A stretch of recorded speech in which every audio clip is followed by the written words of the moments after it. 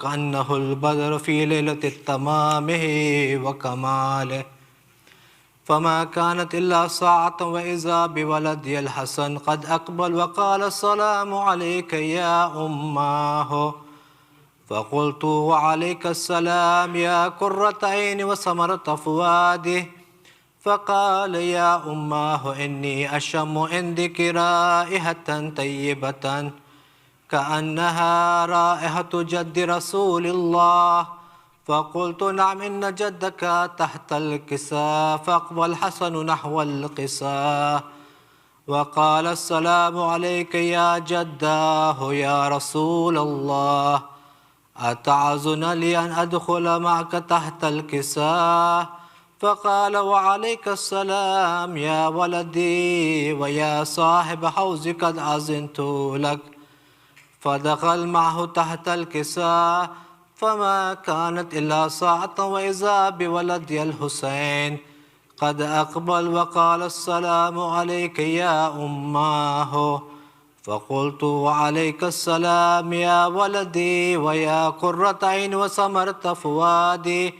فقال لي يا أماه إني أشم عندك رائحة طيبة جد رسول الله. فقلت نعم إن جدك وأخاك تحت الكساء.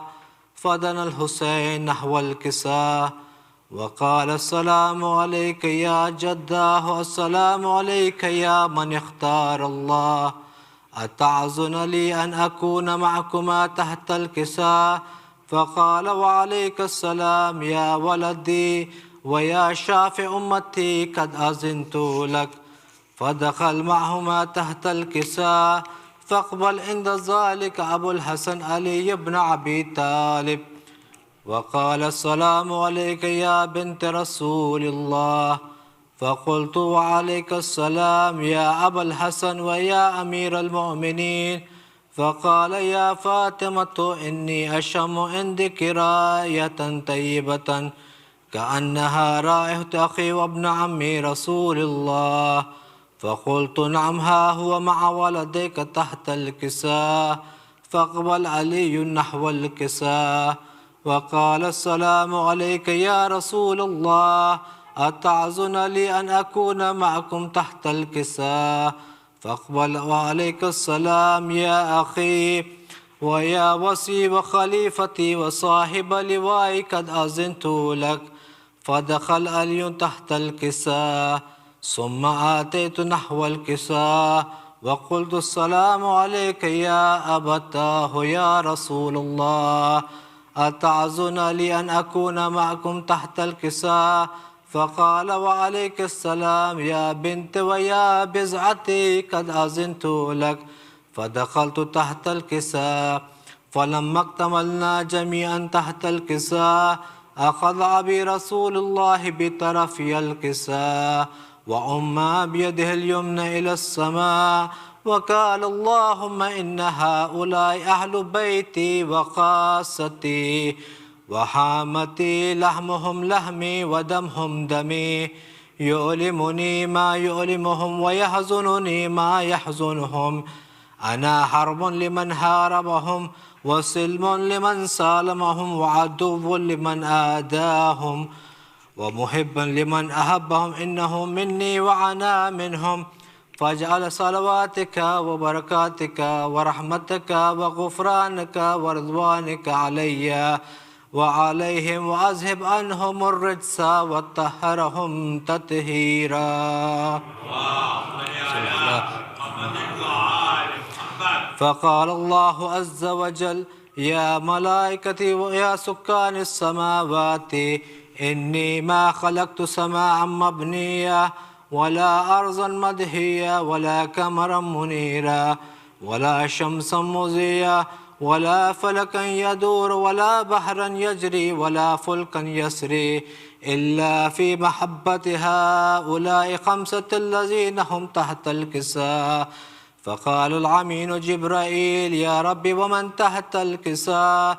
فقال عز وجل هم أهل بيت النبوة ومعدن الرسالة هم فاطمة وأبوها وبعلها وبنوها. اللهم صل على محمد وآل محمد.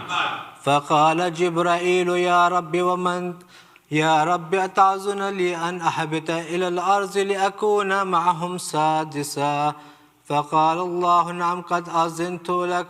فهبط الأمين جبرائيل وقال السلام عليك يا رسول الله العلي الأعلى، ويكرك السلام ويخصك بالتحية والإكرام ويقول لك وعزتي وجلالي إني ما خلقت سماء مبنية ولا أرضا مدهية ولا قمرا منيرا ولا شمسا مضيا ولا فلكا يدور ولا بحرا يجري ولا فلكا يسري إلا لأجلكم ومحبتكم، وقد أذن لي أن أدخل معكم، فهل تعزن لي يا رسول الله؟ فقال رسول الله وعليك السلام يا أمين وحي الله إنه نعم قد أذنت لك.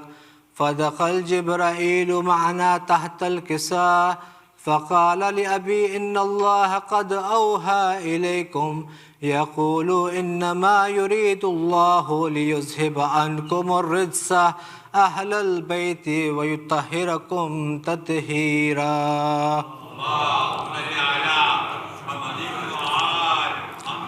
فقال علي لأبي يا رسول الله أخبرني ما لجلوسنا هذا تحت الكساء من الفضل عند الله. فقال النبي صلى الله عليه وآله والذي بعثنا بالحق نبيا واستفاني بالرسالة النجية ما ذكر خبرنا هذا في محفل من محافل أهل الأرض وفيه جمع من شيعتنا ومحبينا إلا ونزلت عليهم الرحمة وحفت بهم الملائكة واستغفرت لهم إلى أن يتفرقوا. فقال علي عليه السلام إذن والله فزنا وفاز شيعتنا ورب الكعبة. فقال أبي رسول الله صلى الله عليه وآله يا علي والذي بعثني بالحق نبيا واستفاني بالرسالة النجية ما ذكر خبرنا هذا في محفل من محافل أهل الأرض وفيه جمع من شيعتنا ومحبينا وفيهم محموم إلا وفرج الله حماه ولا مغموم إلا وكشف الله غماه ولا طالب حاجة إلا وقضى الله حاجته. فقال علي عليه السلام إذن والله فزنا وسعدنا وكذلك شيعتنا فازوا وسعدوا في الدنيا والآخرة ورب الكعبة. اللهم صل على محمد. سورة المباركة الفاتحة.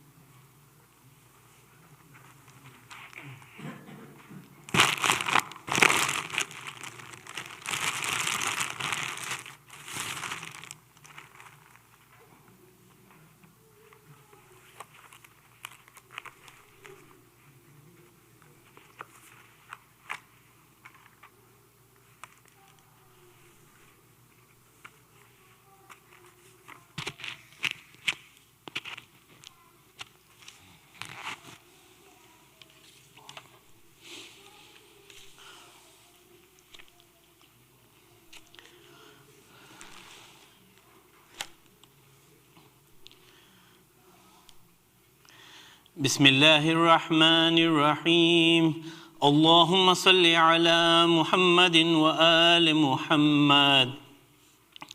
اللهم إني أسألك برحمتك التي وسعت كل شيء وبقوتك التي قهرت بها كل شيء وخضع لها كل شيء وذل لها كل شيء وبجبروتك التي غلبت بها كل شيء وبعزتك التي لا يقوم لها شيء وبعظمتك التي ملت كل شيء وبسلطانك الذي على كل شيء وبوجهك الباقي بعد فناء كل شيء وبأسمائك التي ملت أركان كل شيء وبعلمك الذي أحاط بكل شيء وبنور وجهك الذي أضاء له كل شيء يا نور يا قدوس يا أول الأولين ويا آخر الآخرين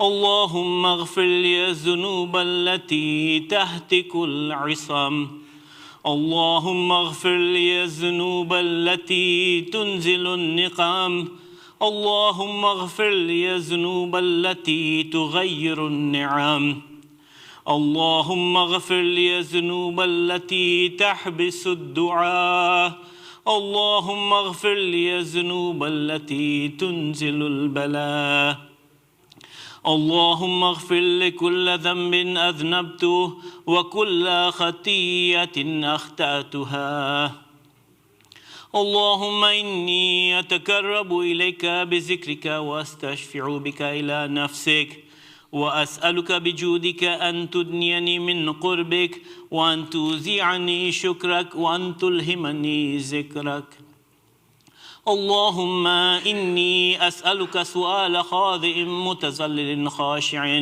أن تسامحني وترحمني وتجعلني بقسمك راضيا قانعا وفي جميع الأهوال متواضعا اللهم وأسألك سؤال من اشتدت فاقته وأنزل بك عند الشدائد حاجته وعظم فيما عندك رغبته اللهم عظم سلطانك وعلى مكانك وخفي مكرك وظهر أمرك وغلب قهرك وجرت قدرتك ولا يمكن الفرار من حكومتك اللهم لا أجد لذنوبي غافرا ولا لقبائحه ساترا ولا لشيء من عملي القبيح بالحسن مبدلا غيرك لا إله إلا أنت سبحانك وبحمدك ظلمت نفسي وتجرأت بجهلي وسكنت إلى قديم ذكرك لي ومنك علي اللهم مولاي كم من كبيح سترته وكم من فادح من البلاء يكلته وكم من عثار وكيته وكم من مكروه دفعته وكم من ثناء جميل لست أهلا له نشرته اللهم عظم بلائي وأفرط بي سوء حالي وقصرت بي أعمالي وخدت بي أغلالي وحبسني عنا في بعد أملي وخدعتني الدنيا بغرورها ونفسي بخيانتها ومثالي يا سيدي فأسألك بعزتك أن لا يحجب عنك دعائي سوء عملي وفعالي ولا تفضحني بخفي ما اطلعت عليه من سري ولا تعاجلني بالعقوبة على ما عملت في خلواتي من سوء فعلي وإساءتي ودوام تفريطي وجهالتي وكثرة شهواتي وغفلتي وكن اللهم بعزتك لي في كل الأحوال رؤوفا وعلي في جميع الأمور عطوفا إلهي وربي من لي غيرك أسأله كشف الضر والنظر في أمري إلهي ومولاي أجريت علي حكما اتبعت فيه هوى نفسي ولم أحترس فيه من تزيين عدوي فغرني بما أهواه وأسعده على ذلك القضاء فتجاوزت بما جرى علي من ذلك بعد حدودك وخالفت بعد أوامرك فلك الحمد علي في جميع ذلك ولا حجة لي فيما جرى علي فيه قضاؤك وألزمني حكمك وبلاؤك وقد أتيتك يا إلهي بعد تقصيري وإسرافي على نفسي معتذرا نادما منكسرا مستقيلا مستغفرا منيبا مقرا مذعنا معترفا لا أجد مفرا مما كان مني ولا مفزعا أتوجه إليه في أمري غير قبولك عذري وإدخالك إياي في سعة من رحمتك. اللهم فأقبل عذري وارحم شدة ذري وفكني من شد وثاقي. يا رب ارحم ضعف بدني ورقة جلدي ودقة عظمي. يا من بدا خلقي وذكري وتربيتي وبري وتغذيتي هبني لابتداء كرمك وسالفي بالرقب. يا إلهي وسيدي وربي أتراك معذبي بنارك بعد توحيدك وبعد من توى عليه قلبي من معرفتك ولهج به لساني من ذكرك واعتقده ضميري من حبك وبعد صدق اعترافي ودعائي خاضعا لربوبيتك. هيهات أنت أكرم من أن تضيع من ربيته أو تبعد من أدنيته أو تشرد من آويته أو تسلم إلى البلاء من كفيته ورحمته. وليت شعري يا سيدي وإلهي ومولاي أتسلط النار على وجوه خرت لعظمتك ساجدة وعلى ألسن نطقت بتوحيدك صادقة وبشكرك مادحة وعلى قلوب اعترفت بإلهيتك محققة وعلى ضمائر حوت من العلم بك حتى صارت خاشعة وعلى جوارح سعت إلى أوتان تعبدك طائعة وأشارت باستغفارك مذعنة.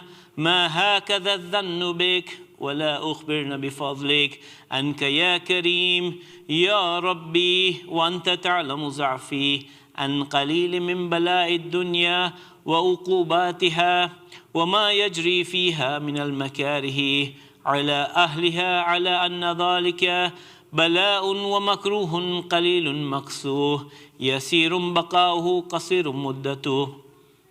فكيف احتمال البلاء الآخرة وجليل وقوع المكاره فيها وهو بلاء تطول مدته ويدوم مقامه ولا يخفف عن أهله لأنه لا يكون إلا عن غضبك وانتقامك وسخطك وهذا ما لا تقوم له السماوات والأرض. يا سيدي فكيف لي وأنا عبدك الضعيف الذليل الحكير المسكين المستقيم. يا إلهي وربي وسيدي ومولاي لأي الأمور إليك أشكو ولما منها أضج وأبكي لأليم العذاب وشدتي أم لطول البلاء ومدتي.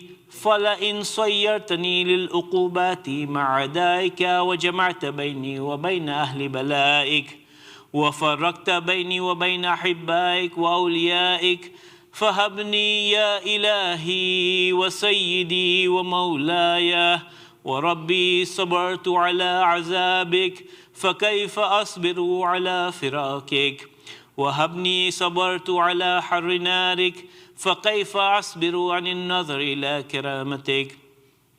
أم كيف أسكن في النار ورجائي عفوك فبعزتك يا سيدي ومولاي أقسم صادقا لئن تركتني ناتكا لأزجن إليك بين أهلها زجيج الآملين ولأصرخن إليك صراخ المستصرخين ولأبقين عليك بكاء الفاقدين ولأنادينك إن كنت يا ولي المؤمنين يا غاية آمال العارفين يا غياث المستغيثين يا حبيب قلوب الصادقين ويا إله العالمين.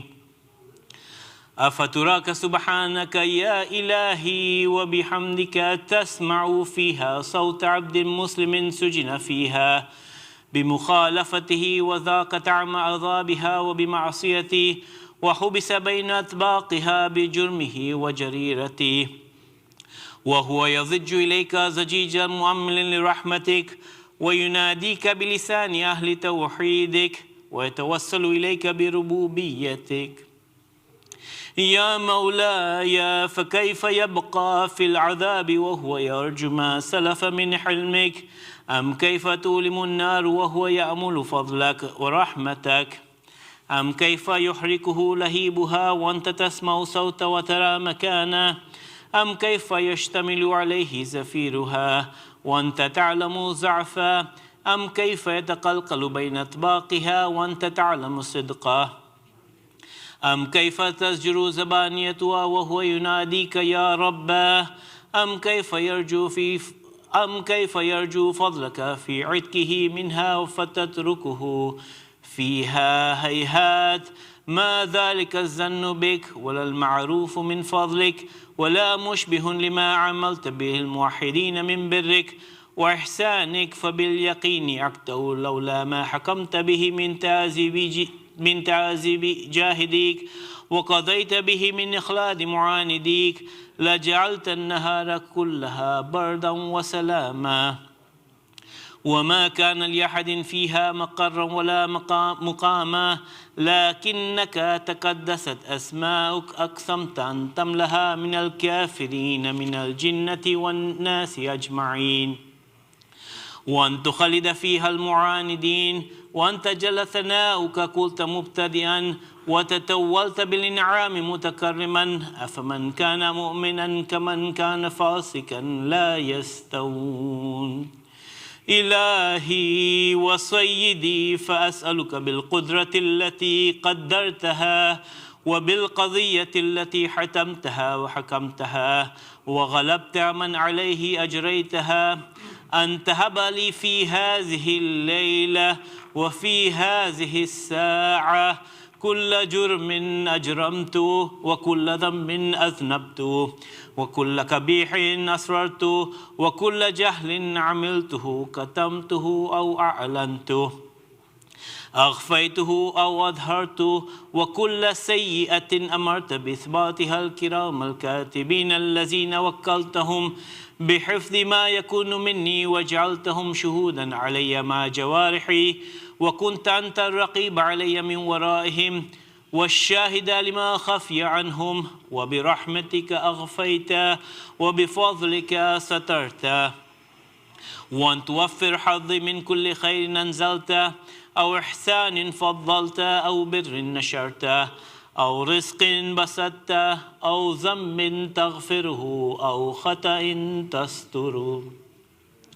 يا ربي يا ربي يا رب يا إلهي وسيدي ومولاي ومالك رقي، يا من بيده ناصيتي، يا عليما بذري ومسكنتي، يا خبيرا بفقري وفاقتي، يا ربي يا ربي يا رب أسألك بحقك وقدسك وعظم صفاتك وأسمائك أن تجعل أوقاتي من الليل والنهار بذكرك مأمورة وبخدمتك موصولة وأعمالي عندك مقبولة حتى تكون أعمالي وأورادي كلها وردا واحدا وحالي في خدمتك صرمدا.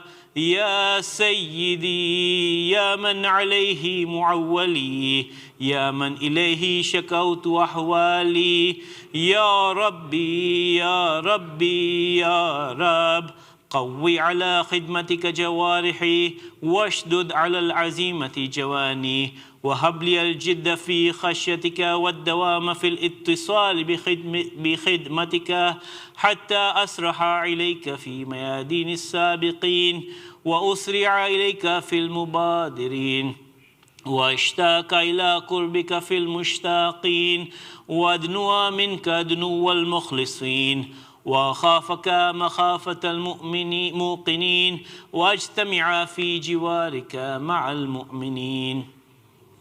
اللهم ومن أرادني بسوء فارد ومن كادني فكد واجعلني من أحسن عبيدك نصيبا عندك وأقربهم منزلة منك وأخصهم زلفة لديك، فإنه لا ينال ذلك إلا بفضلك وجد لي بجودك واعطف علي بمجدك واحفظني برحمتك واجعل لساني بذكرك لهجا وقلبي بحبك متيما ومن علي بحسن إجابتك وأقلني عثرتي واغفر ذلتي فإنك قضيت على عبادك بعبادتك وأمرتهم بدعائك وضمنت لهم الإجابة فإليك يا ربي نصبت وجهي وإليك يا ربي مددت يدي فبعزتك استجب لي دعائي وبلغني منايا ولا تقطع من فضلك رجائي واكفني شر الجن والإنس من أعدائي يا سريع الرضا اغفر لي لمن لا يملك إلا الدعاء فإنك فعال لما تشاء يا من اسمه دواء وذكره شفاء وطاعته غنى ارحم من رأس ماله الرجاء وسلاحه البقاء يا سابغ النعم يا دافع النقم يا نور المستوحشين في الظلم يا عالما لا يعلم صل على محمد وآل محمد وافعل بي ما أنت أهله وصلى الله على رسوله والأئمة الميامين من آله وسلم تسليما كثيرا. رحم الله من قرأ الفاتحة.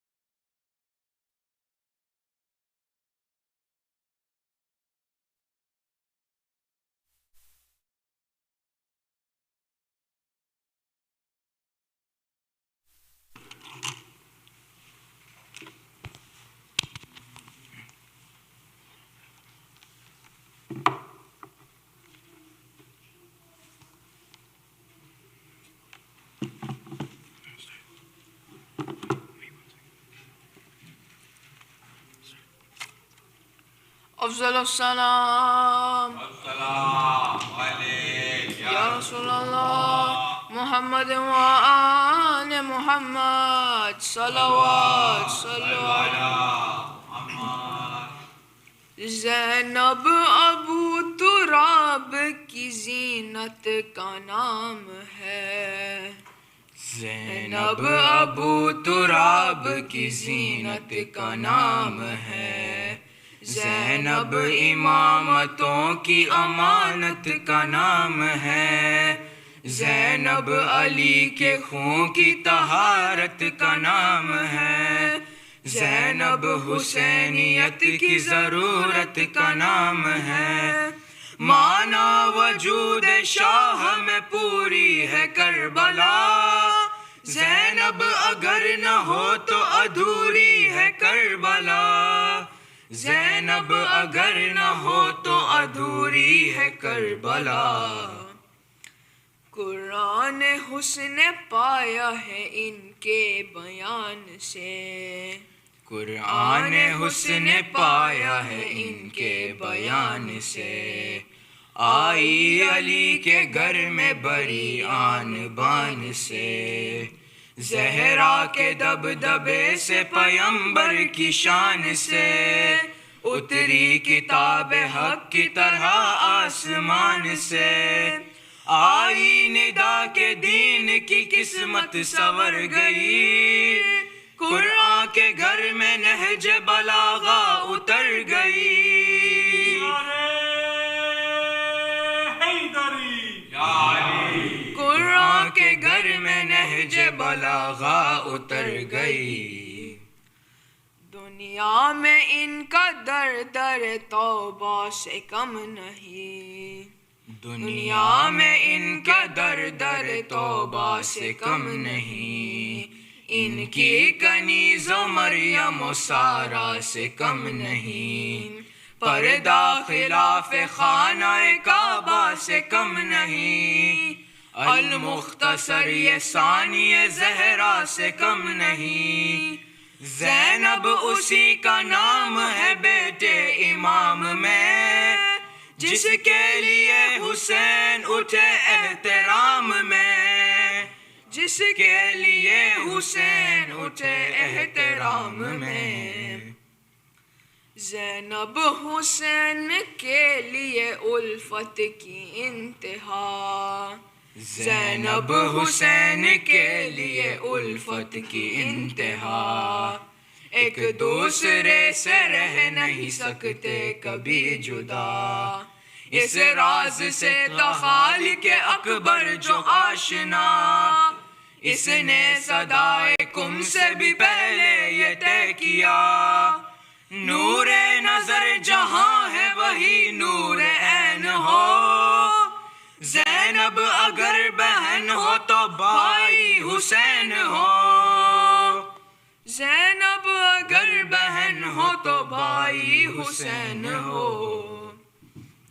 سر پر ردائے شام غریبا لیے ہوئے، سر پر ردائے شام غریبا لیے ہوئے، چشم حیا میں اشکوں کا تحفہ لیے ہوئے، عزم و یقین شاہ شہیداں لیے ہوئے، برباد یہ یزید کا سامان لیے ہوئے، بیعت کا طالبان کا اولیاء بگارنے، زینب چلی ہے کفر کی دنیا اجارنے، زینب چلی ہے کفر کی دنیا اجارنے، زینب ابو تراب کی زینت کا نام ہے، زینب ابو تراب کی زینت کا نام ہے، زینب امامتوں کی امانت کا نام ہے، زینب علی کے خون کی طہارت کا نام ہے، زینب حسینیت کی ضرورت کا نام ہے، مانا وجود شاہ میں پوری ہے کربلا، زینب اگر نہ ہو تو ادھوری ہے کربلا، زینب اگر نہ ہو تو ادھوری ہے کربلا، افضل السلام السلام علیک یا رسول اللہ محمد و آل محمد، صلوات صلو علی محمد۔ سورۃ المبارکۃ الفاتحہ۔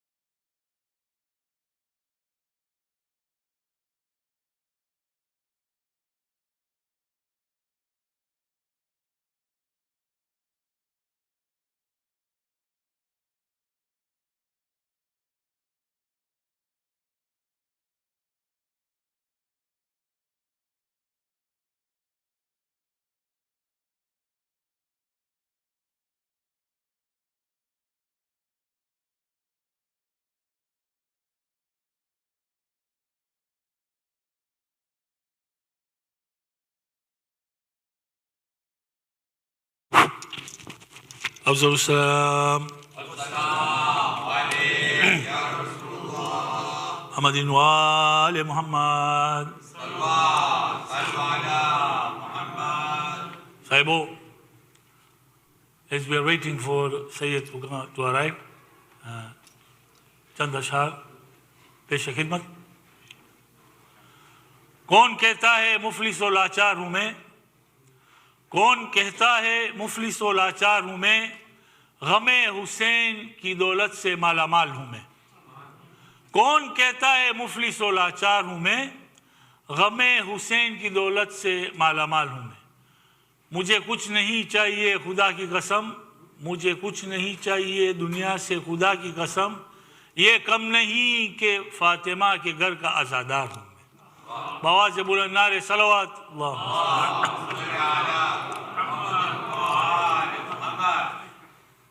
وفا جس کا پرے کلمہ اسے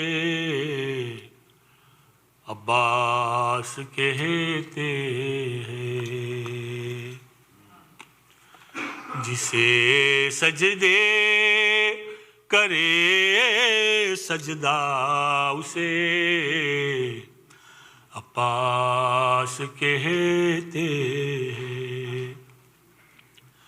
وہ پیاسا پیاس نے جس کی کیا سیراب دریا کو،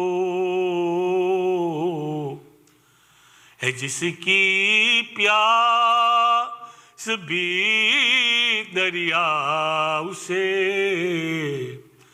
عباس کہتے ہیں.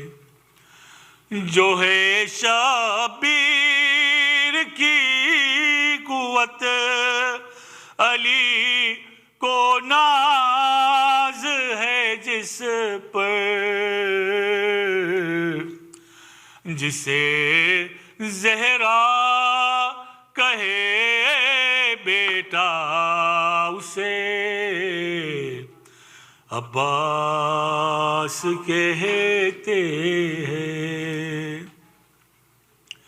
جو پتھر پر علم گارے اسے کہتے ہیں سب حیدر، علم گارے جو پانی پر اسے عباس کہتے ہیں. علی کا خون زہرا کی دعا، حسنین کی چاہت، بنے ان سب سے جو مل کر اسے عباس کہتے ہیں.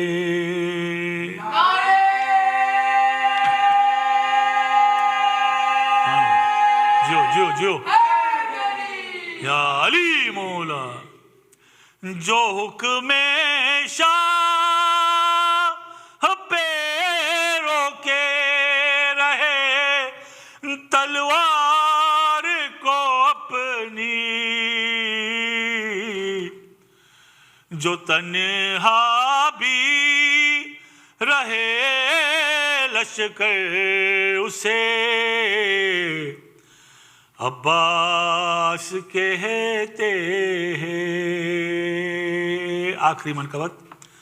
اٹھے طوفان چلے آندھی زمین گردش کرے پھر بھی، ارے رہے اونچا علم جس کا اسے عباس کہتے ہیں. افضل السلام محمد و آل محمد.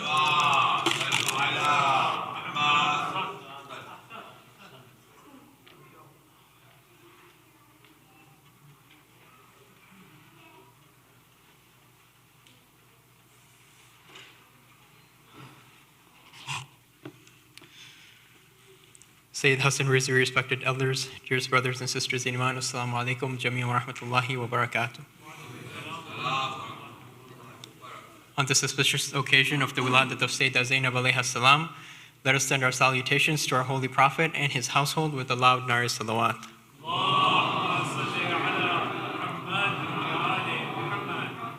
Surah Fatiha is requested for all marhumin listed on the screen, as well as all other marhumin. Surah Mubarak Fatiha.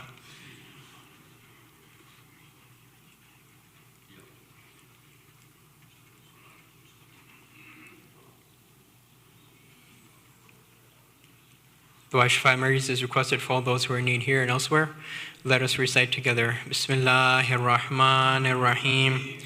أَمَّن يُجِيبُ الْمُضْطَرَّ إِذَا دَعَاهُ وَيَكْشِفُ السُّوءَ أَمَّن يُجِيبُ الْمُضْطَرَّ إِذَا دَعَاهُ وَيَكْشِفُ السُّوءَ أَمَّن يُجِيبُ الْمُضْطَرَّ إِذَا دَعَاهُ وَيَكْشِفُ السُّوءَ أَمَّن يُجِيبُ الْمُضْطَرَّ إِذَا دَعَاهُ وَيَكْشِفُ السُّوءَ أَمَّن يُجِيبُ الْمُضْطَرَّ إِذَا دَعَاهُ وَيَكْشِفُ السُّوءَ. Ya Allah. HIC invites all senior ladies to commemorate the wafat of Bibi Fatima alayha salam on Saturday, December 18th at 2 p.m. Registration was sent out by WhatsApp in the weekly newsletter. Please register by Tuesday, December 14th. For more information, please contact either Sister Masuma Balwani or Sister Sajda Tijani. We'll now inshallah have majlis by Sayyid Hasan Rizvi. Let us invite him forward with the loud nar salawat.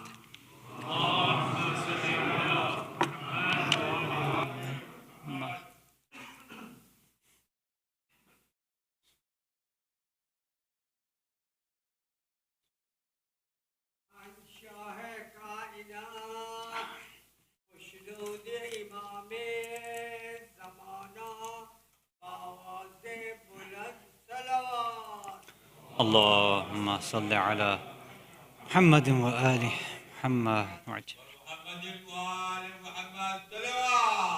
اللهم صل على محمد وآل محمد. رحم الله من قرأ الفاتحة.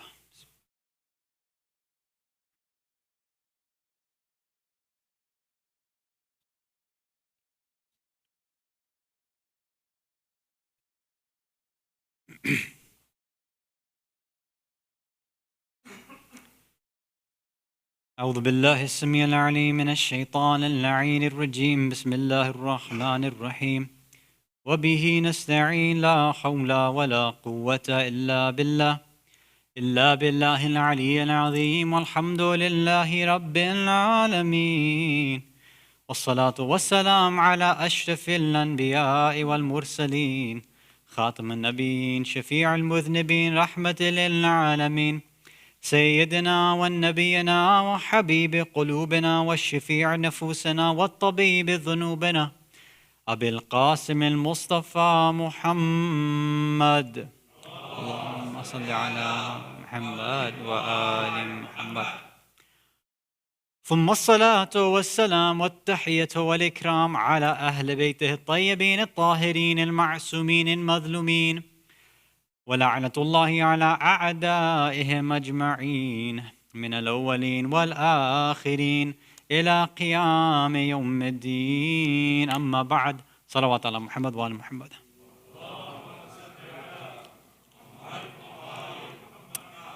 Mu'mineen, mu'minat, brothers and sisters in Islam and Iman, Assalamu alaikum wa rahmatullah wa barakatuh. Tonight we have gathered here to commemorate the birth anniversary of our beloved lady, Bibi and Sayyidah Zainab bint Ali, alayha salatu wassalam. Allahumma salli ala Muhammad wa ala Muhammad. I'm supposed to remind you about the date so that the date sticks in your head. I don't remember what night it is. It was the night of the 5th? The night of the 5th. I don't remember. Okay. You know, a lot of people ask, you know, for all personalities, but especially for somebody like Sayyida Zainab alayha salam, we're always going after information before and after Karbala, right? Because most of us, I think, we know everything, or we know most of what took place on the way to Karbala, and then from Karbala and her journey back to Medina. So we have a good amount of information there. So usually people ask what happened before and after. Now, you'd think I'm leading up to that so that I can talk about what happened before and after.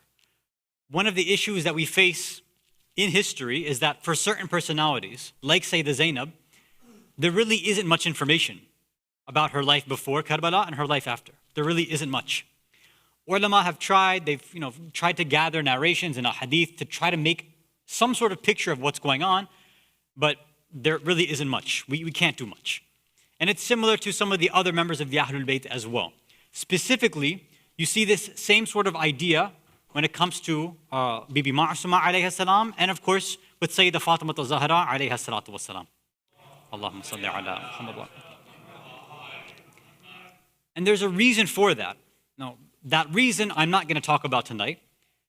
That'll require a much deeper sort of discussion. But for those who are interested, just to at least think about it. What's interesting is that if you look in Islamic history, generally speaking, when it comes to the male personalities, we have a good amount of information.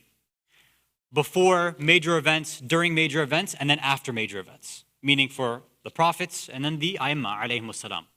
We have, a good amount of information. And although sometimes with some of the later imams, we don't have as much, there are at least still interesting stories and pieces of information and wisdom that we take from them. When it comes to the women of Ahlul Bayt, when we look for information about them, we don't really find that much. Even when you think about it, right? So we want stories about Bibi Ma'suma, Bibi Fatima, Bibi Zainab. There isn't that much that exists. And there's a reason for that, and there's a metaphysical reason. And you already know why I can't discuss that, because you've already banned me from talking about metaphysics on the minbar, so I can't talk about that. But for all of you who at least want to ponder and think about it, I think I've already laid out perhaps something for you to think about. Why is it that there's more information about the males and there isn't so much information about females? And it's actually related to our discussion last week about segregation, integration, partitions, and all of that stuff. So you can link these things together. We've had separate discussions about these topics as well, but I don't want to go into that tonight. What I'd like to discuss, though, is one particular aspect, and it's actually the aspect of her life that we probably know more than anything else. It's probably the most obvious aspect of Bibi Zainab's life. And it's that aspect of her life which, when you look in other narrations and you look for information about how somebody becomes, how does somebody achieve a high level of iman?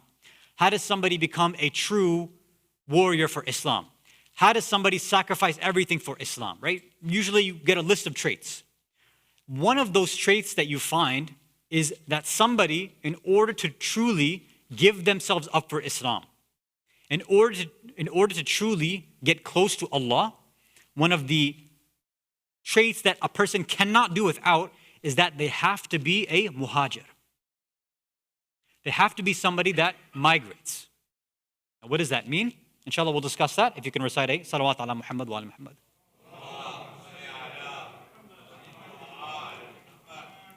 Think back in history to some of the greatest Muslims that we understand. Now we know the previous prophets, a lot of them had moved from place to place over and over again. Some very drastic movements like Nabi Nuh alayhi salam, aboard the ark, moving from one place to another, right, in terms of salvation. Other Anbiya had moved from different communities. After certain communities had been destroyed, they would move on to another one. But if we're focusing on the ummah of Rasulullah sallallahu alayhi wa alihi wa sallam, Allahumma salli ala Muhammad. Even from there, if you look at the sort of best of the best, you see that hijrat and being a muhajir was a main aspect of one of the stronger companions. So in the beginning, of course, once they had left Makkah, right, the muhajireen, that's what they were called, because they had to get up and leave and make their way towards Medina, where they were being accepted, right? And you can imagine how difficult that must be for somebody, right? You've grown up, you lived somewhere for your whole life, your family's there, your wealth is there, your house is there, everything's there. And you have to give all of that up. And these muhajireen, they gave up everything just for the sake of Islam in order to follow in the footsteps of their Prophet. Everything was left. Imagine now they show up in Medina. No wealth, basically no property, because most of them had their stuff stolen in Mecca or destroyed by the munafiqeen and the kuffar that were in Mecca. Their homes were left behind, so they had nothing to their names. It's there where you see the muhajirun gave up everything for the sake of Allah, for the sake of Islam, which made them a special kind of brand of Muslims. And of course, the Ansar would help out as much as they could. But a lot of them, the muhajirun couldn't always be helped. And that's why you had this, we can almost call this a refugee situation. All these people coming from Mecca with nothing, and the Ahlul Medina had to try to take care of them as best as possible, right?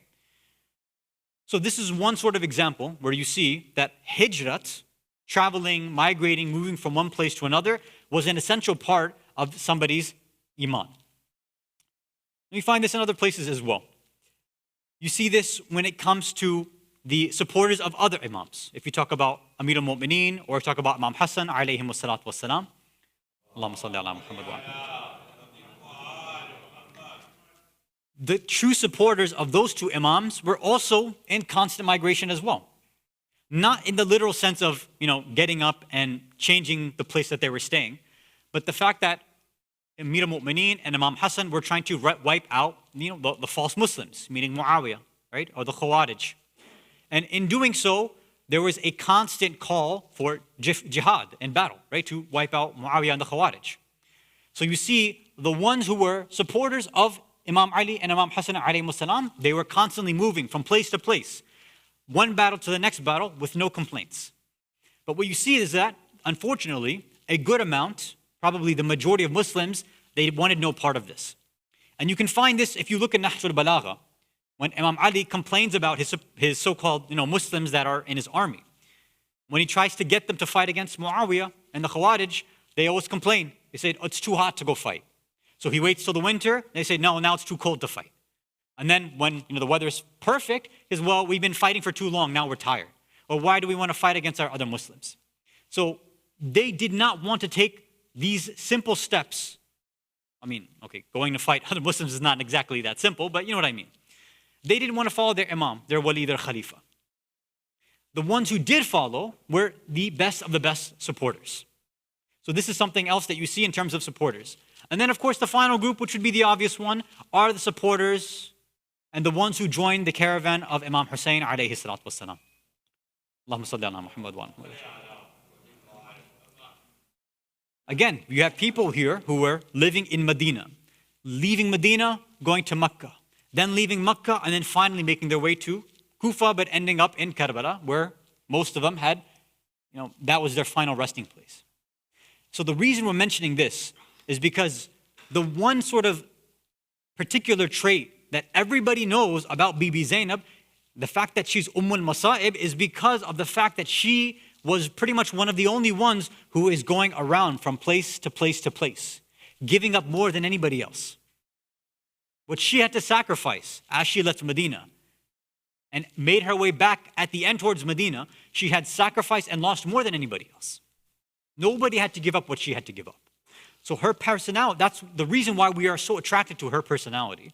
And it makes sense because when we look in the hadith, we see that hijrat, in the way that she performed it, is one of those outstanding qualities that a mu'min or a mu'minah requires. And she was able to manifest that in a way that nobody else could. Now, in this discussion about hijrat, we want to talk about the different levels of being a muhajir and hijrat. Now, there's the one obvious level, which is literally moving from one place to another, right? Physical hijrat, they call it, or hijratul makani. You leave Medina and you go towards Mecca. Or your Khalifa, your leader says, get up from this place and move to this place. Make your tents over here. Now get up from here and go over there. So this is a physical hijrat, right? You're moving from one place to another. And this same example can apply to many of the elder generations who left any place overseas in the East, right? For those of you who came from Africa or India or Pakistan or Iraq or Iran or Afghanistan, any of those places, there was a physical hijrat to, the Western nations, right? Whether it was the UK, it was over here, Canada, wherever. And for many of you who came, some of you, it was like a double hijrat because you went from from India to Africa, and then from Africa over here, right, towards the West. So that in itself takes a lot. Now, there's different reasons for why we go ahead and why somebody would move from place to place. And that, inshallah, is also addressed in the hadith. But before we get there, I just want to mention that these things are mentioned in the ayat of the Quran as well as the hadith about the different levels of hijrat that are there. Now, with every physical hijrat, and what we'll see in the other levels of hijrat as well, there's basically one thing that's very obvious, is that anytime you want to make a hijrat, you have to leave something behind. You can't bring everything that you want with you. Something is always left behind, right? So think of a very, very simple example. Even when you and I take a flight somewhere, right? Whether it's for ziyarah, you're going internationally, or you're just going for a domestic flight. When you're passing through TSA, if you are, I don't want to say caught, but by accident, maybe you've got some stuff on you that you shouldn't. I'm making it sound really cryptic. It's not like you guys are bringing anything illegal in that sense, but all right, maybe you kept a lighter with you or something. I think lighters are illegal, right? No. You brought something with you that you shouldn't, or you forgot it by accident. Now, as you're trying to go through, of course, the alarm goes off, they stop you, and they say, oh, this thing that you brought with you, or maybe, I don't know, it's some liquid that you brought with you, whatever it is. Say, okay, you can't bring this with you. So now you have a choice. They say, look, either you leave this here, meaning you throw this away, you get rid of this, and then you can come, right, and take your trip, take your flight, or you're going to have to stay behind here and, keep your lighter or your knife or whatever you brought here accidentally. So even in this simple example of traveling, you have two choices. You can continue on your journey, but you have to leave something behind, something that sometimes you and I love, something that might be close to us. I mean, I don't know how close you are to a bottle of water, but maybe it's an engraved lighter, or, I'll tell you, I had a very specific knife that I used to use because I used to travel for work, for different projects. So I had this box cutter. It was a fancy box cutter. It was really nice. And I'd take this with me wherever I went, on every single trip. Normally, when I'd go from project to project, I'd usually drive. At this point, this was the first time I was actually flying. And it didn't occur to me that I can't bring this knife with me, right? And so as I'm trying to go through TSA, they caught me with the knife, and I think there's a certain size you can bring. It was obviously bigger than that. It was a huge box cutter. Let's just say it wasn't a box cutter. Let's put it that way. So of course they stopped me, and look, I'll be honest, I was really attached to this knife. It had opened up a lot of boxes over the years. I grew attached to it. And I had to take the flight, but at the same time, a part of me was like, I asked them, I said, do I have time to go run back and put it in my check-in? They said, look, that's not going to happen. So I tried to look for the loophole. That wasn't going to happen. So I literally only had two options. Either I had to get rid of my knife and take the flight, or stay behind and figure out something else. Unfortunately, yeah, it's a sad story. It's not a happy story. I had to leave behind my knife, and I had to make the trip. So I pray that none of you have to go through anything as devastating as that.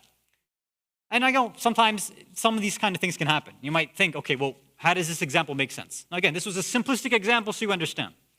Now, when you, again, as I mentioned with the people who left Medina and went towards Mecca during the time of the Prophet, same thing happened with them, but obviously it wasn't knives that they were leaving behind, or an engraved lighter, or a bottle of water. They had to leave behind their families. They had to leave behind their property, their houses. They left everything, and they left everything in Mecca, and they came to Medina with absolutely nothing. Some of them were the wealthiest people in Mecca. So their status they left behind as well. When they came to Medina, they were absolute nothing. Can you imagine? You are making a voluntary decision to go from upper class, elite 1%, to say, not even 99%. You're going to the bottom, like 0.00 or whatever percent in poverty. To be somebody that has to stay and live in the masjid because nobody's there to support you. These are the types of decisions that were made by the early Muslimin, the Muhajirin. When you look at the example of others, like those who joined Imam Hussein, specifically the example of Bibi Zainab, what is she leaving behind? She's leaving behind her husband. She's leaving behind some of her children as well. Right? She brings with her On and Muhammad, but there were other children as well, according to some narrations. So she left them behind. Her cousins, the people that raised her, right? Al-Banin she spent 7 years with Bibi Fatima, right? Because she was about 7 years old when Bibi Fatima had, died. The rest of her life, she was pretty much spent and raised with Al-Banin and other women. So she's leaving behind her motherly figures as well. All of these individuals, one by one, she's leaving behind, all so that she can not just go with her brother, but go with her imam, right? To show her level and attention and connection to wilayat. This is the example of Bibi Zainab. Salawat ala Muhammad wa ala Muhammad.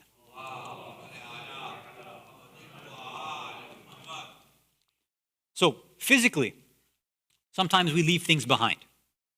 In order to make that trip, you have to leave some things behind as you make your journey forward.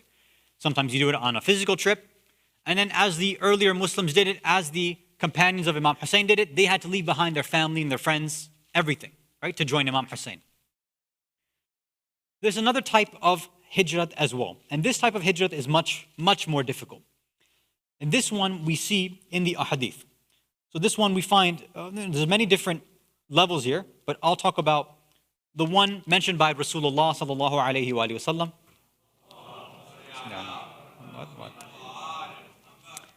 Over here, in this narration attributed to him, he says, "Man kanat hijratuhu ila Allah wa rasuli, fahijratuhu ila Allah wa rasuli." He says, if somebody makes a hijrah for the sake of Allah and for the sake of Rasulullah, then in reality, their hijrat is actually towards Allah and actually towards Rasulullah. Now, what does all that mean? It doesn't really have meaning until you hear the second part. And the second part might hit home for some of us. وَمَنْ كَانَتْ هِجْرَتُهُ لِمَالِهِ يَصِيبُهُ أَمْ إِمْرَأٍ يَصِيبُهَا فَهِجْرَتُهُ إِلَى مَا هَاجَرَ إِلَيْهِ. Whoever does a hijrat and travels or migrates for the sake of some money or some economic opportunity that they think that they're going to reach, or maybe they're doing it for another individual. So then, if that's why they're making their hijrah, then they'll definitely make that hijrah too. In other words, if we're taking both of these parts of the hadith together, whatever thing you make hijrat for, that's the maximum that you'll reach for your hijrat. If you go for money or property or economic prosperity, then Rasulullah is saying you have set the maximum limit for your hijrat. If that's why you've left the east to come over here, well, okay, fine, maybe you got it. Alhamdulillah, good for you. But then your hijrat wasn't towards Allah and it wasn't towards Rasulullah. If you came here, and I know, for example, somebody, let's say they migrate because they get married or they come for a green card or, for another individual. Then again, maybe they came to join that individual. Maybe that's fine. But their hijrat is also not going to be for the sake of Allah or for Rasulullah. What Rasulullah here perhaps is setting a higher standard for hijrat. Saying, look, any journey that you make, if Allah is kept in mind, and I, Rasulullah, am kept in mind, and if that's the reason you make your journey, then that's the people, that's who you'll be coming to. Meaning you'll be traveling towards us, towards Allah and Rasulullah. Now think back, again, everybody can think about themselves. No need to think about anybody else. Think about how many times we may have moved from one country to another, or one place to another. How many times was that reason for economic reasons or for personal reasons? And how many times was it for a real Islamic reason? For the sake of Allah, for the sake of Rasulullah. You could think for yourselves and be very, very honest. And trust me, I've talked to enough people of that generation of the Muhajirun who came over here. And most of them, by their own admission, say, we came for economic reasons. Islam was not a consideration for them. And you might think, okay, but look, we've established our centers here. We're okay, right? Well, that's debatable, isn't it? You can tell by the way that we've lost a certain generation of youth, even a certain generation of elders right now. The way that they're moving towards all these different random movements, whether it's extreme liberalism or extreme conservatism, whatever it is, all these different sort of pulls that are happening, whether somebody leaves Islam or not, or sticks around and, it's a superficial type of Islam, was this something that we considered when we made our hijrat or not? There's something that's in every single Tawdi al-Masail. And it's about the idea of when you're allowed to leave an area where Islam is either dominant or it's part of your culture. Right? There's a fiqh mas'ala for this. And people they ask the imams too, when are we allowed to leave our countries and go to a non-Muslim country? When are we allowed to do that? And the answer given by the Ahlul Bayt has been the same every time. If you can maintain your Islam, if you can maintain your deen, if you can maintain your principles, if you can maintain your fundamentals, now I'm talking to the fathers and the husbands. If you can make sure you can ensure the tarbiyah of your family, then go right ahead. Bismillah, go travel wherever you want. Good luck.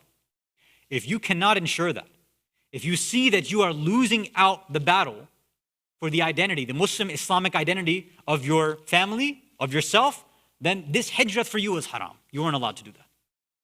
And then you have to leave right away. And not everybody even bothered looking at the fiqh before they came. Now, this is not me telling you to go back home, right? This is not some go back to your countries. I'm not taking some right-wing argument like that. That's not my point. My point is this, or the point of the Ahlul Bayt is this, is what really was our intentions when we made a journey.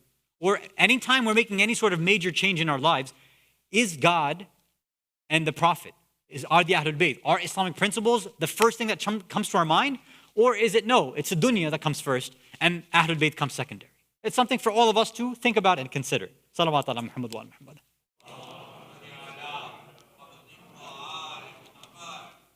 And this brings us to the highest stage, the highest level of hijrah.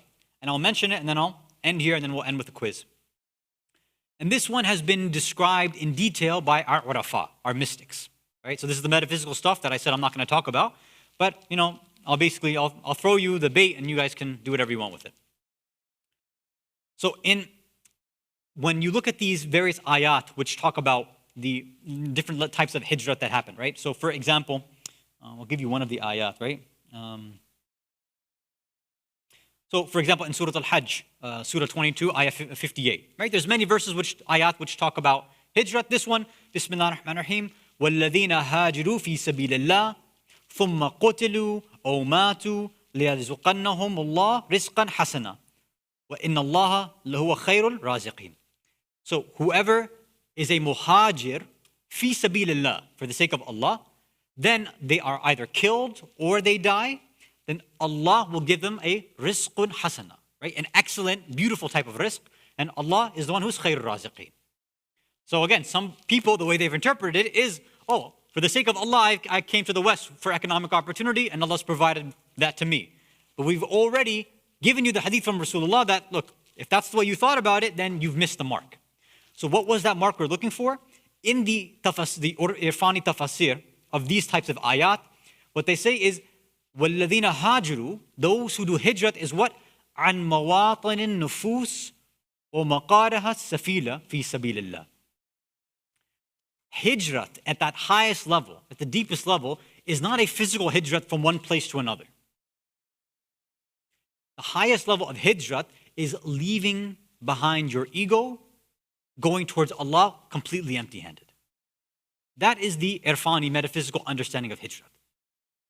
You can be in the same place, but when you make the decision that I'm going to leave behind all of my presumptions, my assumptions, all of the ideological, cultural baggage which may have been holding my spiritual journey down, and then I'll move forward towards Allah. Again, assuming these things were actually holding you back. Sometimes not accepting certain ideology or not accepting certain cultural things can also be a nafsani thing as well. Right? So with the urafat, the hijrat that you and I have to work on is moving away from our ego.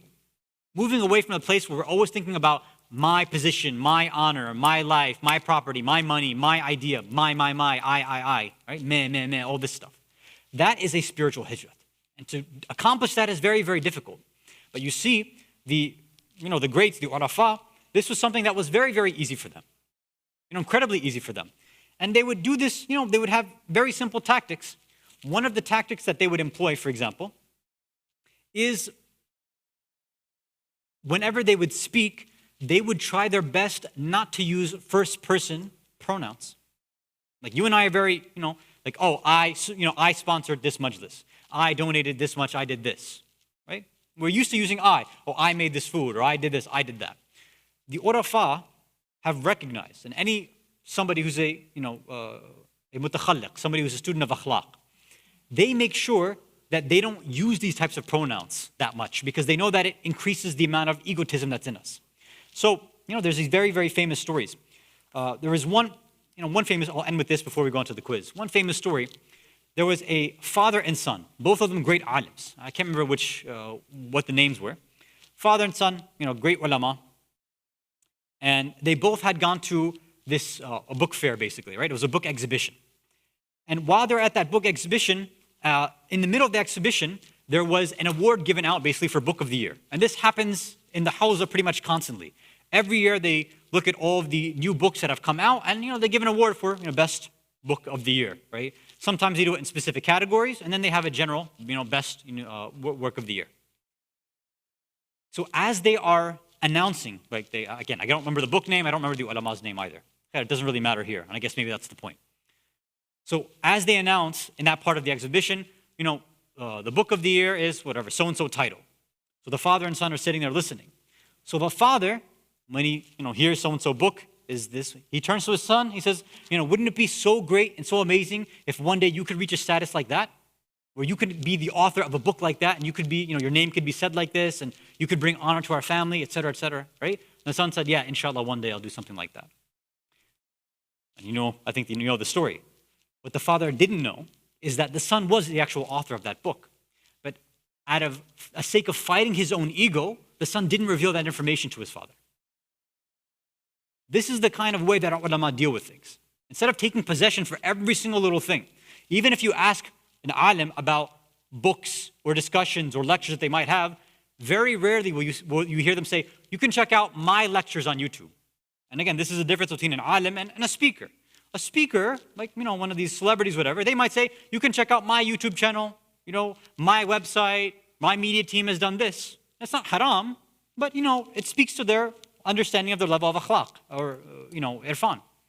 Other ulama, when they have, when their students come to them and say, where is it written in your book, or what did we do in your class last week? They'll never say in my class or in my discussion. They'll say in the discussion or in our discussion.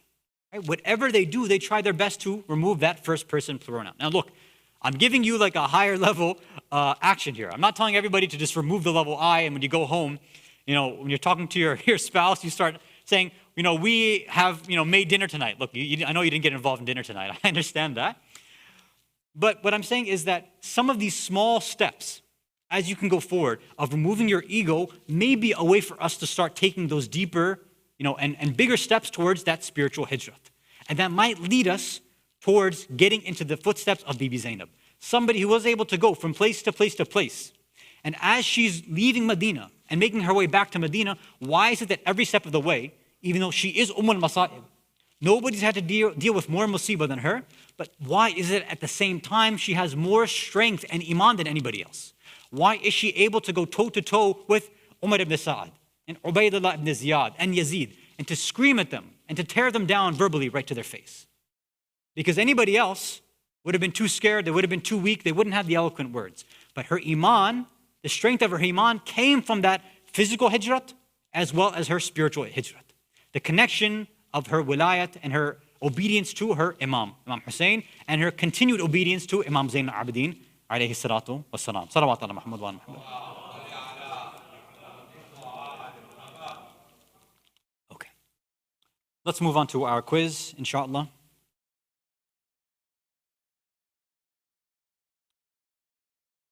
Let me see if I can log in.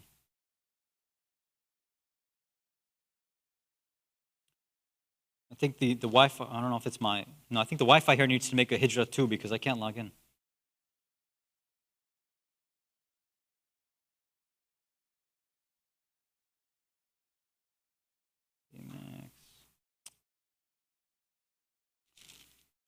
So I can't see anything. I have no internet. Where am I going to see this?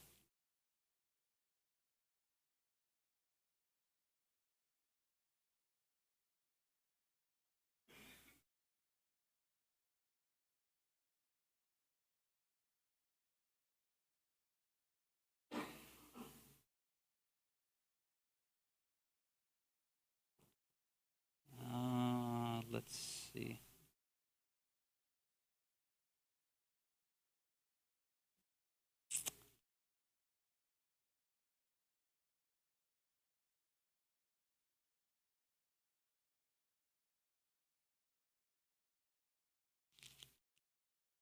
Okay, finally. Oops. How do I mute this? Okay. Okay, so why is the sound not turning off? All right, so there's going to be feedback. Okay, assalamu alaikum to everybody. I'm trying to mute this since it's not muting.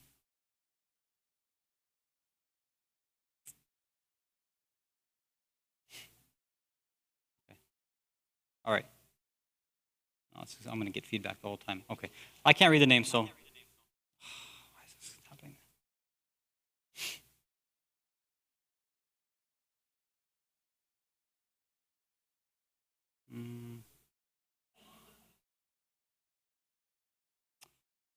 Okay, so you have to deal with the feedback. No problem. Okay, Assalamu alaikum to all the names here. Let's just get started.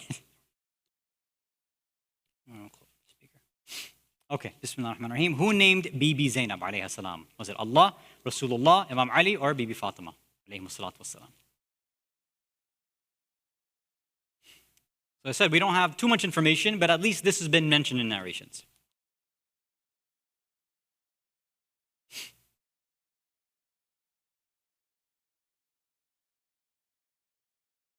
So the majority of you got it wrong. So the name of Zainab came from Allah. When Bibi Zainab alayhi salam was born, Rasulullah had been away. He wasn't there. So Bibi Fatima said, what do you want to name? She asked Imam Ali, what do you want to name? Again, she recognized Wilaya, said, no, Ya Abul Hasan, you pick the name. He says, I would never go in front of Rasulullah. Again, somebody else understanding and recognizing Wilaya. When Rasulullah finally came back a few days later, they said, we've been waiting for you, name our daughter. He said, I will never go ahead of Allah subhanahu wa ta'ala. Again, a recognition of a higher wilaya. Jibreel came down and said, Allah has named your daughter Zainab. Salawat ala Muhammad wa ala Muhammad. Okay, next one. What were the names of Sayyid Zainab alayhi salam's children? Ali and Abbas, or Muhammad, Kulthum, or all of the above?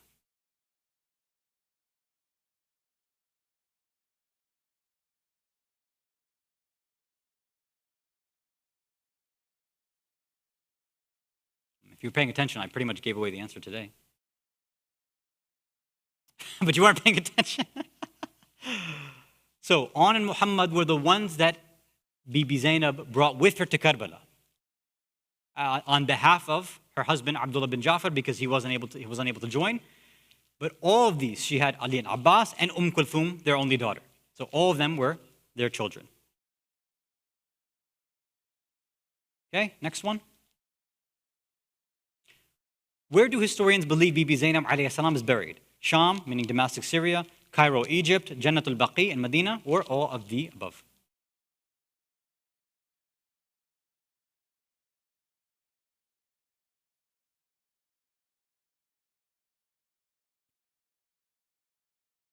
I'm sure the all of the above answer was a confusing one, but that is the right one, right? So the most famous answer is in Sham. That's usually where we go for, and perform the ziyarah. But there is some strong evidence that Yazid had banished her because she was causing an uproar in Medina when she had returned, and basically causing people to revolt against Yazid. So Yazid didn't allow her to stay there for more than a few months, and then had her exiled, and according to some, even had her assassinated on the way to Egypt, and that's where she was buried. So some believe that. And if you ask the Egyptians there, they'll tell you, yes, this is Sayyida Zainab bint Ali. They will give you that information. And there is some evidence too that she said that she wants to be buried in secret next to her mother Fatima, and she's possibly buried in Jannat-ul-Baqi, and that's why some people believe she's in Jannat-ul-Baqi with Bibi Fatima as well. So this, some people tie into and say that perhaps Bibi Fatima is also in Jannat-ul-Baqi as well. So these are the three possibilities. So all of the above is correct. Okay, final question. What is the only country in the world with a flag that doesn't have 4 right angles? And I even put the picture there for you. Angola, Egypt, Nepal, or Panama?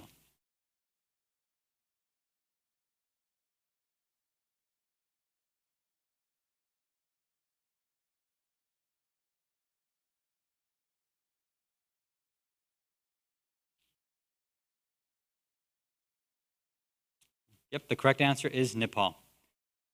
Yeah. It's a very interesting why they decided not to go with the simple rectangle style that everybody else did. Kenyan Queen has won. 4 out of 4, 37 seconds. About 20 seconds, less than 20 seconds behind, but also 4 out of 4 is triple S. So not quadruple S. Does that have to do with the TSA stuff? I don't know what that means. Saint Nick, and everybody else 3 out of 4. Qambar, good job, and Yusuf Ali, Queen, who were fast but didn't get all of them right. So congratulations again to the Kenyan Queen. Okay, so before we leave, just a reminder for all the events that are coming up. Next Thursday, if you remember, we are doing, let me just turn this off, sorry.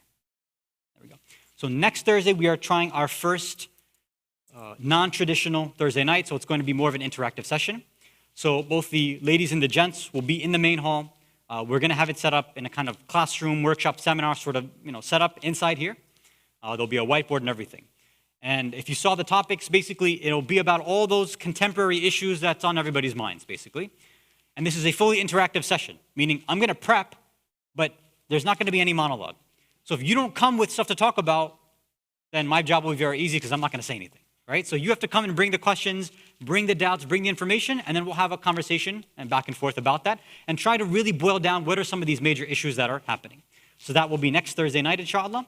And then for the sisters, next Friday, so of course, next Friday will be we'll be commemorating the first Fatimiyya on Friday night.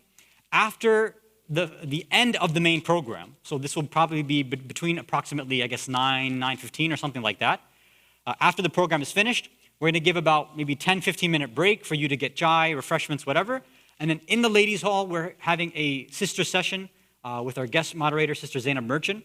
And we'll be talking about this idea of the modern Muslimah, about how women, if possible, can they and should they be balancing education, career, family, friends, all these different ideas, right? So that will be next Friday night, right after the main program finishes, after ziyarah is done. Take 10-15 minutes to have your chai and snacks, whatever. And then, again, sisters, it's a sister circle, meeting in the ladies' hall at that point.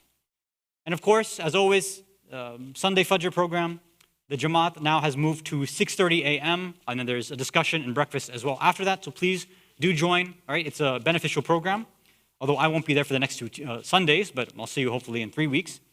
So please do join, bring your families, or I guess for now, bring your sons, right? We still haven't opened up to the ladies, so guys and boys, right? So hopefully we'll see you at all of these programs. Walhamdulillahi Rabbil Alameen. وصلى الله على سيدنا محمد وعلى أهل بيته الطيبين الطاهرين والسلام عليكم ورحمة الله وبركاته.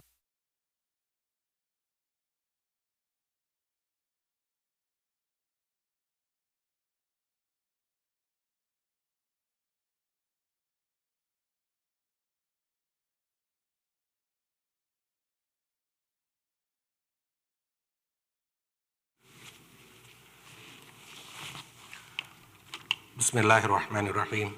Sayyid Hasan Rizvi, respected elders, brothers, sisters in Iman, Assalamu alaikum wa rahmatullahi wa barakatuh. On the joyous occasion of the birth anniversary of Bibi Zainab alayhi salam, Allahumma salli ala Muhammadin wa ali Muhammad. On behalf of the Board of Trustees and the Managing Committee, we wish you all Kushali Mubarak. On this joyous occasion, the Managing Committee is pleased to record the following engagements. First one, Talib, son of Mumtaz and Mustafa Pir Muhammad of Orlando, to Malaika, daughter of Shagufta, and Habib Khan of Edmonton, Canada.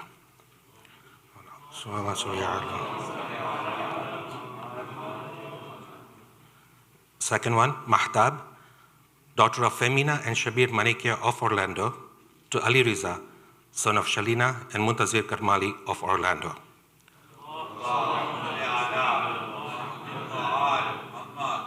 Last one, Sarah, daughter of Masuma and Noshad Virji of Orlando, to Abbas, son of Fatima and Marhum Ali Asghar Karmali of Orlando.